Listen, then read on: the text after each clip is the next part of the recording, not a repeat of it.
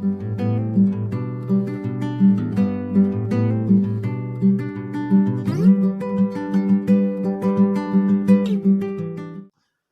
यीशु मसीह के मधुर नाम से सभी श्रोताओं को मेरी तरफ से शालोम।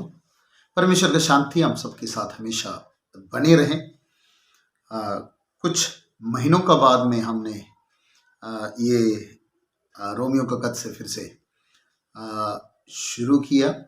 कुछ कारण हम ये नहीं कर पाया बीच में, परंतु परमेश्वर ने फिर से मौका दिया। प्रभु ने हम रोमियो का खत से फिर से देख पाए। हम जब रुका था उस समय रोमियो का खत 6 अध्याय और उसकी 13वीं आयत का पहले भाग हमने देखा था। किस तरह से एक व्यक्ति पाप के अधीन हो जाते हैं, पाप कैसे एक व्यक्ति के ऊपर राज करते हैं, किस तरह से उनके अंगों को अधर्म के हथियार होने के लिए पाप को सौंपते हैं। इस तरह से इन बातों को हमने देखा है। अगली बात हम देखते हैं 13 आयत की बी पाठ हम पढ़ते। और ना अपने अंगों को अधर्म के हथियार होने के लिए पाप को सौंपो, पर अपने आप को मरे हुए में से जी उठा हुआ जानकर परमेश्वर को सौंपो, और अपने आंखों को धर्म के हथियार होने के लिए परमेश्वर को सौंपो।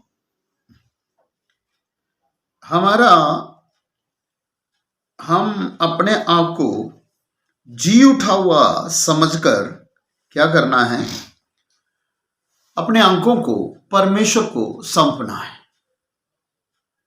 जी उठा हुआ जानकर।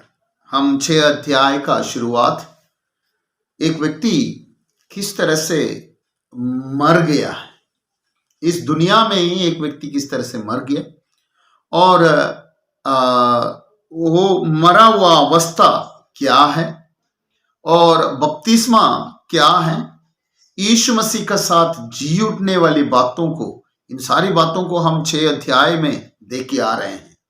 इसलिए यहां पर कोई और ज्यादा इंट्रोडक्शन नहीं दे रहे हैं। यहां पर बता रहे हैं अपने आप को क्या समझना है, मरे हुओं में से जी उठा हुआ समझना है। बाइबल एक व्यक्ति को जो प्रभु में चलते हैं उनको 2 अवस्था बताते हैं। एक अवस्था है मरे हुओं में से जी उठा हुआ अवस्था। पतरस की पत्री जब पढ़ते हैं उस अवस्था को एक और परिभाषा में बताते हैं। ये है कि नया जन्म प्राप्त करना, नया जन्म प्राप्त करना। एक व्यक्ति अपना इस दुनिया में अपना जिंदगी जी रहे हैं, उस जिंदगी से एक अलग जिंदगी जीना है, नया जन्म। यहां पर जो जन्म लिया उस बात के नहीं, परंतु एक अलग जन्म, जी उठा हुआ, ये दोनों एक ही बात को दर्शाता है।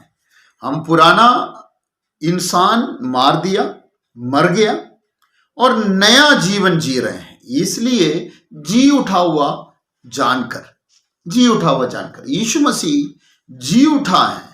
यीशु मसीह के जी उठने का बाद वो पुराना शरीर नहीं है, वो शरीर रूपांतर हो गया, अलग हो गया और वो किसी भी अवस्था में चल सकते हैं, किसी भी समय के अधीन नहीं है, स्पेस की अधीन नहीं है, जगह के अधीन नहीं है, बंद कमरे के बीच में आ पाया।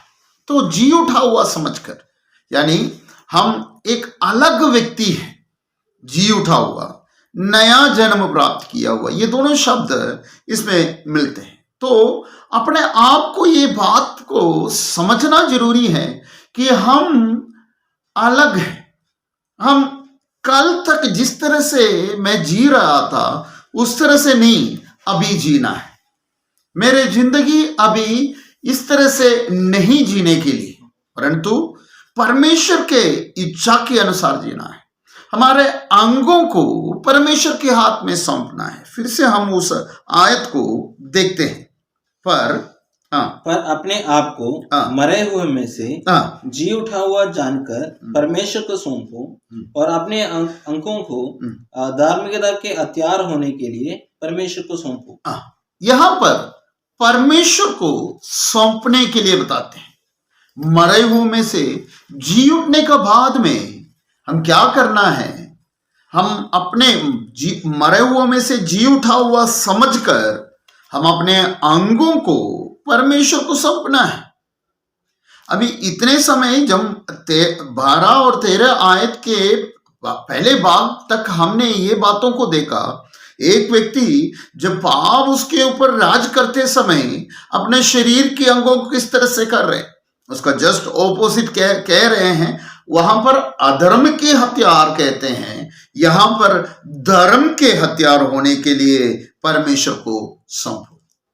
धर्म के हथियार होने के लिए मैं और आप हमारा शरीर की अंगों को धर्म के हथियार होने के लिए सौंपना है। शरीर के अंग क्या है? कुलोसियों का खत जब पढ़ते हैं वहां पर शरीर के धरती के अंगों का बारे में बताते हैं। कुलोसियों का खत 3 अध्याय और उसका 5वां आयत हम पढ़ेंगे। कुलोसियों का खत 3 अध्याय और उसकी 5वां आयत। इसलिए अपने उन अंगों को मार डालो, इसलिए अपने उन अंगों को मार डालो जो पृथ्वी पर है। देखिए यहां पर पृथ्वी पर जो अंग है, कुलोसियों को जब संत पौलुस खत लिखे हैं उस समय बता रहे हैं कि पृथ्वी के उन अंगों को मार डालो। कौन सी अंग है वो?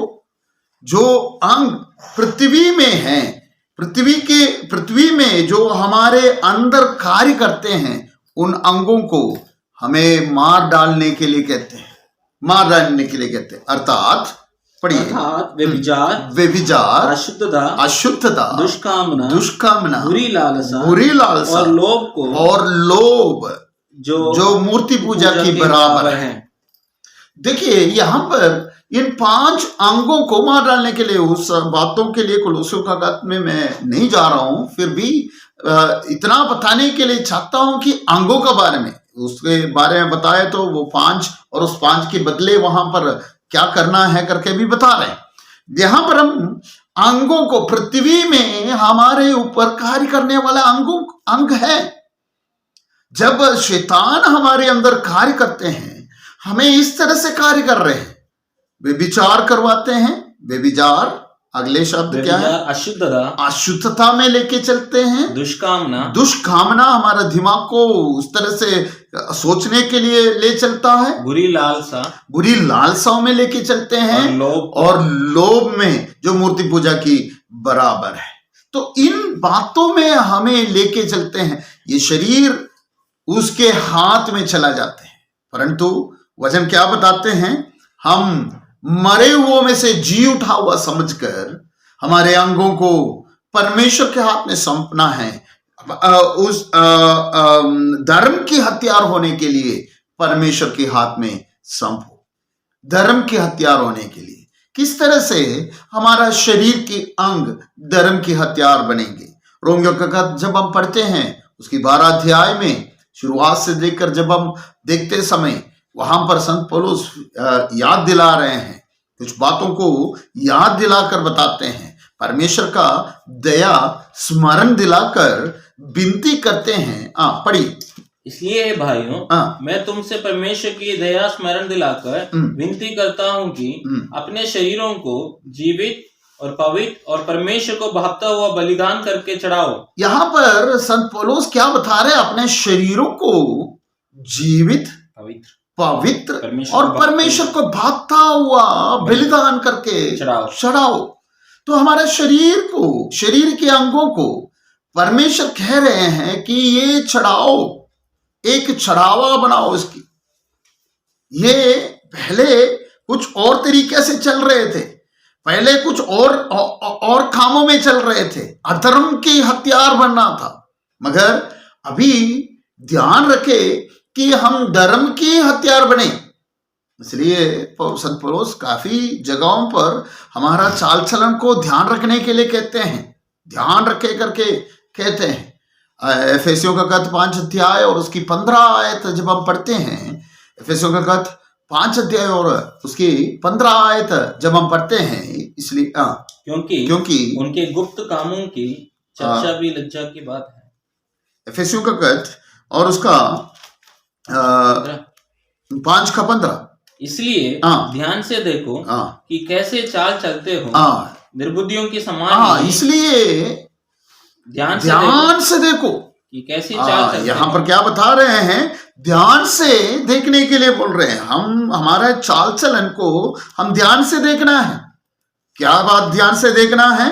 हम जी उठा हुआ समझकर अपने शरीरों को परमेश्वर के हाथ में धर्म के हथियार होने के लिए जब हम समर्पण करते हैं तो हम ध्यान से हमारी चाल चलन को देखने की जरूरत है। इस बात के लिए रोमियो के खत में जो बातों को बताया है उन बातों को देखना है। क्या देखना है? अपने शरीरों को जीवित रखना है और पवित्र रखना है और परमेश्वर को भागता हुआ बलिदान करके चढ़ाओ। हम पवित्र है कि नहीं, ये देखना बहुत जरूरी है। हम बुद्धिमानी से चलना बहुत जरूरी है। वहां पर एफेसियों का खत में ये बता रहे हैं कि निर्बुद्धियों की तरह नहीं, बुद्धिमानों की तरह चलो। तो हमारा चाल चलन यीशु मसीह में जी उठा हुआ व्यक्ति है। जी उठा हुआ व्यक्ति के चाल चलन में फर्क आ जाता है। एफेसियों का खत इसमें बहुत सारी बातों को बताकर दे रहे हैं। 4 अध्याय का पहली आयत जब हम देखते हैं वहां पर भी बताते हैं कि अब क्या करना है। तुम इसलिए मैं जो प्रभु में बंदी हूँ तुमसे विनती करता हूँ कि जिस बुलाहट से तुम बुलाए गए थे, जिस बुलाहट से तुम बुलाए गए हैं उसके योग्य चाल चलो, योग्य चाल चलो। तो हमारा चाल चलन जी उठा हुआ समझकर जब परमेश्वर के हाथ में हमारा शरीरों को जब सौंप देते हैं तो हमारा चाल चलन को बहुत ध्यान से देखने की जरूरत है। बहुत ध्यान से देखने की जरूरत है। प्रेरित पत्रस भी ये बात बताते हैं। पहले पत्री और उसकी पहले अध्याय और उसकी 15 आयत में ये बात बताते हैं। पढ़िए पत्रस की पत्री पहले अध्याय और उसकी 15 आयत। पर जैसे तुम्हारा बुलाने वाला पवित्र है वैसे ही तुम भी अपने सारे चाल चलन में पवित्र बनो। सारे चाल चलन में पवित्र बनो। पत्रस भी ये बात बता रहे हैं, हमारा सारे चाल चलन में हम पवित्र बनना है। क्यों? बात क्या है? जी उठा हुआ समझना है। इस धरती में हम जी उठा हुआ समझने के लिए हम पूरी तरह से हम अपने आप में पूरी तरह से देखने की जरूरत है। कैसे देखना है? ध्यान से देखने की जरूरत है। क्यों ध्यान से देखना है? पवित्र रहने की वजह से, पवित्र होने की वजह से, पवित्रताएं में चल रहे कि नहीं देखने हैं। और हम इसलिए ध्यान से देख रहे हैं, जिस बुलाहट से बुलाया है उस बुलाहट के अनुसार ही चल रहे हैं या नहीं है करके देखने की जरूरत है। बहुत इस दुनिया में प्रभु में चलने वाले बहुत से लोग जिस बुलाहट से बुलाया गया है उस बुलाहट से हट गया करके बोले तो वो तो चल रहे हैं। जैसे फुटबॉल खेलते हैं, फुटबॉल खेलने वाले खिलाड़ियां रूल क्रिकेट का लेकर चलूंगा तो वो खेल सही तरह से नहीं खेल पाते। फुटबॉल के कायदा कानून के अनुसार फुटबॉल खेलना है। क्रिकेट के जो रूल्स हैं, उसके जो कायदा कानून है उसके अनुसार फुटबॉल खेलना शुरू हो गया तो फुटबॉल खेल की तरह नहीं खेल पाता है। तो इसी तरह से हमें बुलाया है, उस बुलाहट के अनुसार चल रहे हैं। शुरुआत में तो चला, फिर उसके बाद में किसी का कॉपी करने शुरू हो जाएगा तो हमारा बुलाहट के अनुसार हम नहीं चला। तो इसलिए यहां पर बता रहे हैं, ध्यान से देखो, ध्यान से देखो, ध्यान से देखो। बार बार हमें परमेश्वर का वचन बताते हैं, ध्यान से इस बातों को देखने की जरूरत है। हमें ध्यान से हमारे चाल चलन को देखने की जरूरत है। हर एक विश्वासी अपने चाल चलन को ध्यान से देखने की जरूरत है। जी उठा हुआ समझकर परमेश्वर का हाथ में सौंपो ताकि पवित्रताएं में चले। फिर भी कोलोसियों का खत के वो याद दिलाता हूं, पवित्रताई में चले। इस जगत के 5 अंगों को वहां पर बताया गया है, वहां पर बताया गया है। उन बातों में ना चले, ऐसे ना चले। ध्यान से अपने चाल को देखे। यीशु मसीह वे विचार के बारे में जब बताते हैं, यीशु मसीह ने ये कहा कि यदि कोई स्त्री को गलत नजरिया से देख भी लिया, उसने मन से भी विचार कर लिया, तो ये शैतान हमारे अंगों को किस तरह से कार्य करते हैं। देखो, वे विचार करके वो शब्द आने से पहले आंखों में पकड़ लिया और उस तरह से हमें चला दिया, उस तरह से चलने शुरू किया। मैं पिछले दिन एक प्रभु का दास का वचन सुन रहे थे, तो उस समय उन्होंने कहा हुआ बात मुझे बहुत बढ़िया और बहुत अच्छा लगा। आजकल हर एक का पास फोन है, ये भी फोन के माध्यम में ही आप लोग को सुनने के लिए है, दे रहे हैं। तो इस तरह से फोन हाथ में आते हैं, एक दूसरे के चल जाकर इधर उधर जाकर गलत रास्ते पे चला जाते हैं। हम ये फोन के जरिए बहुत कुछ गलत बातों को देख सकते हैं। आजकल बहुत सारे गलत चीजें फोन में हैं। तो इन चीजों को देख लिया, इन चीजों में हम फंस गया, तो एक बात, इससे बाहर आना मुश्किल है। दूसरी बात, बाहर आ भी गया, हम प्रार्थना किया, परमेश्वर से माफी पूछ लिया, शैतान क्या करते हैं, इन पिक्चरों को हमारे दिमाग में लगा लेते हैं, इन पिक्चरों को दिमाग में हमारा लगा लेते हैं। और ये साइंटिस्ट क्या कहते हैं, जो हमारे दिमाग में एक बात लगा दिया, डिलीट नहीं होते, पूरी तरह से रब नहीं कर सकते हैं, वो उधर पड़े रहते हैं। शैतान उसकी फायदा उठाकर हमारा विश्वास की जिंदगी को आगे बढ़ाने में ज्यादा मुश्किल कर देते हैं। इसलिए इन चीजों में मत जाए। शैतान आंखों से परीक्षा कर देते हैं हमारा अंगों को। इसलिए कहते हैं अंगों को धर्म के हाथ में सौंपो, ताकि हम धार्मिकता के काम कर सके।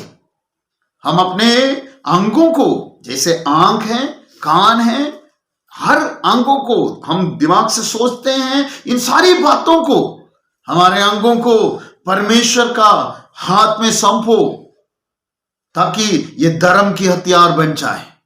मेरे प्रियो, हमारे जिंदगी में हम ये सारी बातों को नजर में रखते हुए हम एक बात ध्यान रखना है, जी उठा हुआ है। यदि आप यीशु मसीह को कबूल कर बपतिस्मा लेकर आगे चलने वाला व्यक्ति हो, तो आप अपनी जिंदगी को परमेश्वर के हाथ में सौंप देना जरूरी है, ताकि परमेश्वर आपकी जिंदगी को धर्म की हथियार बना दे, धर्म के लिए कार्य कर सके,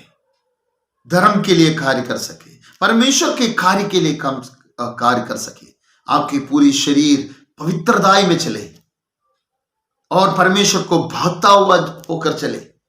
ध्यान से देखें आप अपनी जिंदगी को, ताकि अपनी जिंदगी आप सही रे से आपकी बुलाहट के अनुसार आप चले कि नहीं,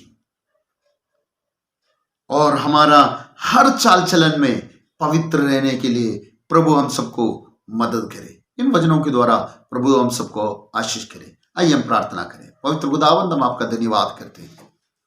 धन्यवाद हो प्रभु जी आपके वचन के लिए। प्रभु, आपके हाथों में हम अपने जीवन को सौंप देता हूं। प्रभु जी, काफी बार हम गाया है कि प्रभु मैं पूरी तरह से समर्पण करता हूं। यहां प्रभु जी एक और बार वचन हमें याद दिलाते हैं कि जी उठा हुआ समझकर अपने शरीरों को परमेश्वर का हाथ में सौंपो।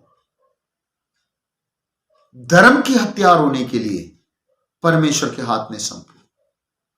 इसलिए प्रभु, हमारा चाल चलन को हम अच्छी तरह से देखकर चलने में, ध्यान से देखकर चलने में और बुलाहट के अनुसार पवित्रताई में चलने के लिए हम सबको सहायता करे, मदद करे। प्रार्थना सुलभ धन्यवाद करते हैं, यीशु नासरी के नाम से प्रार्थना मांगता हूं, सुनो ग्रहण कर स्वर्गीय पिता, आमीन। प्रभु हम सबको आशीष करे, परमेश्वर का शांति हम सबके साथ बने रहे। शालोम।